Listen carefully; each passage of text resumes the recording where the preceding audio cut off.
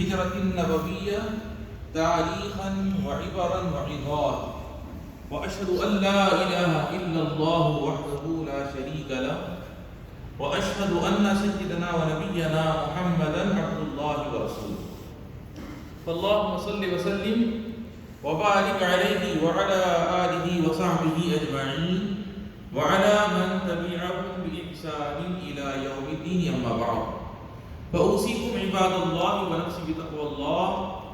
قال سبحانه وتعالى: أعوذ بالله من الشيطان الرجيم، بسم الله الرحمن الرحيم، يا أيها الذين آمنوا اتقوا الله وكونوا مع الصادقين، صدق الله العظيم. رفیقان ملت اسلامیہ، میرے عزیز بھائی،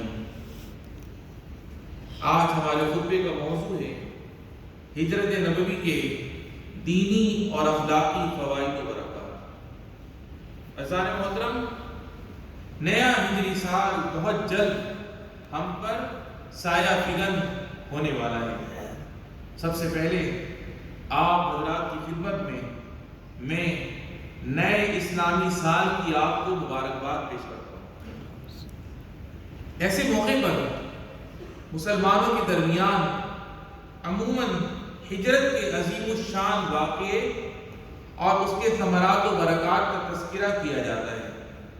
بلا شبہ مکہ مکرمہ سے مدینہ منورہ کی طرف نبی رحمت للعالمین صلی اللہ علیہ وسلم کی ہجرت ایک ایمانی و عرفانی ہجرت ہے۔ یہ فقط اسلامی تاریخ نہیں بلکہ پوری انسانی تاریخ کا عظیم الشان واقعہ ہے۔